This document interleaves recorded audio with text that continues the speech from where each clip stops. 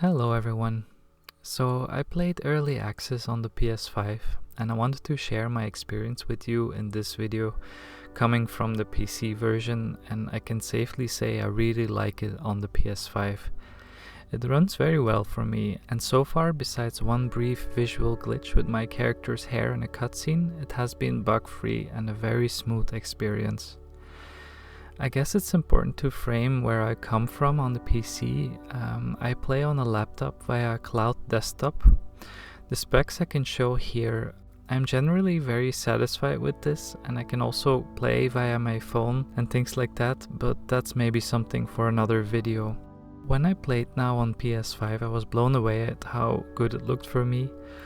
Also, loading times are very good on the PlayStation's SSD. I was wondering first if it was the bigger screen I was using, so I decided to connect my PC to the screen via HDMI to see how it compares, and for me too, it looked as good as it did on PC, so I decided to compare.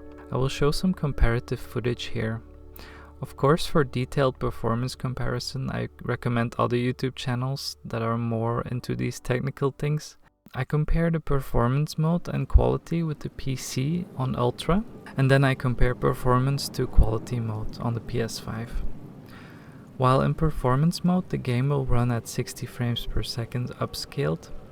If you disable performance, you get quality mode, which targets 30 frames at 4040p. Since I don't have a screen that has higher resolution, I can't really report too much on this, but it seems very stable to me. I will let the footage play here for a moment, see if you can spot the differences.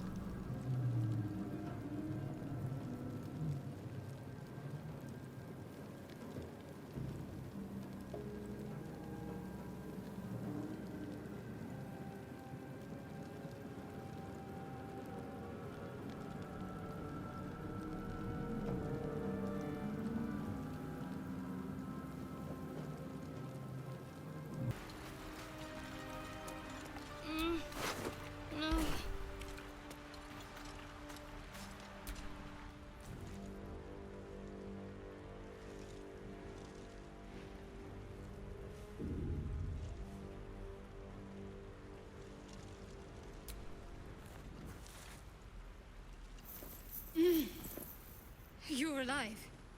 I'm alive. How is this possible?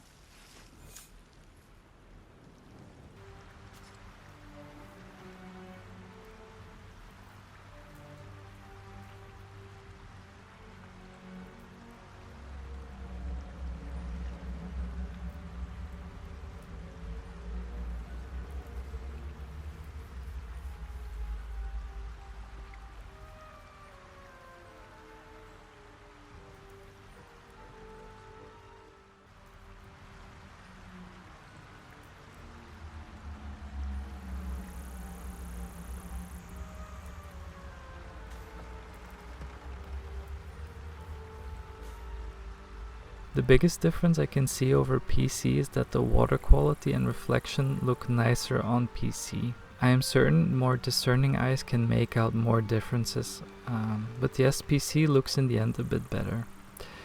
Still, PS5 looks very good to the point where I couldn't tell until I compared it directly. Quality mode on the PS5 does look a bit nicer at the sacrifice of frames, but it seems a very stable 30 frames. I also discovered a screen tear on the frame in the PS5 version while editing the footage, but it was barely, if not at all, visible to the human eye. Also good to mention is that the game will automatically default to quality mode in split screen, which makes sense given it can be demanding on a system, but it did well for me as far as I tested it. So to do split screen, all you need to do is connect your second PS5 controller. It will then ask you to connect a user for the controller, or you can make use of the quick play option at any point in the game, at character creation or mid-game. Same here as with PC, player 2 can only pick at character creation a custom character or an origin character. Beyond that point it can be only a custom character. If player 2 is not around and you want to continue playing, you can dismiss player 2 to the closet in your camp. Or just have it in your party, that works too. I can also confirm now that unfortunately mouse and keyboard is not supported. But don't fret, the controller feels really good to the point where I prefer it even in my personal opinion. Just inventory management takes some practice, but even here there are some benefits over mouse and keyboard.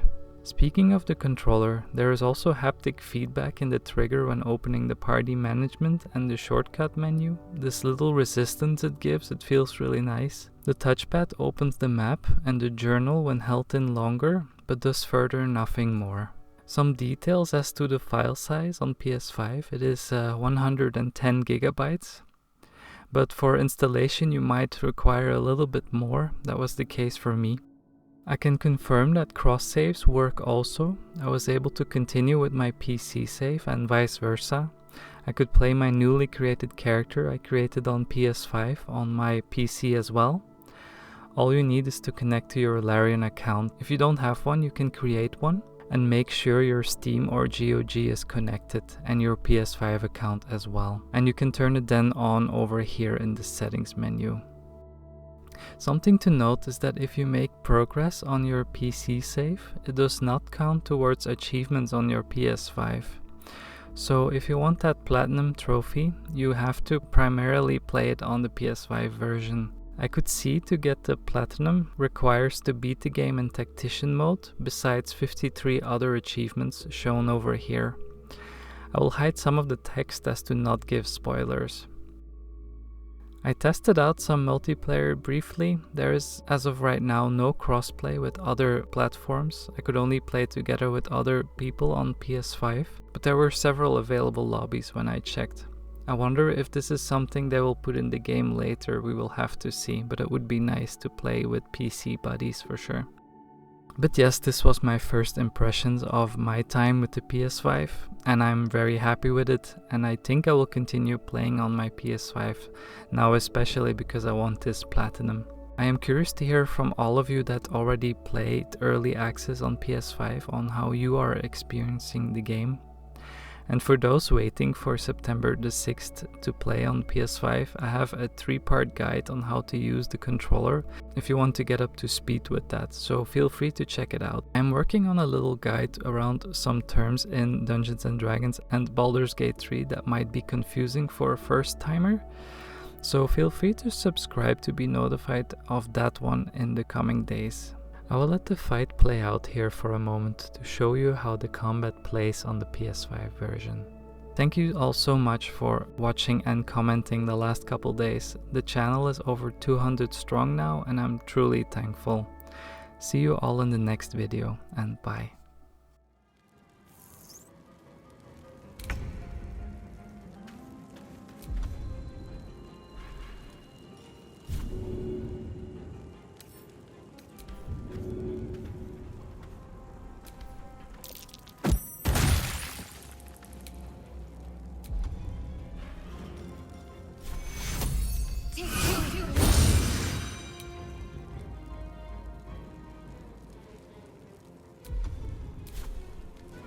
Come on, can't stay idle.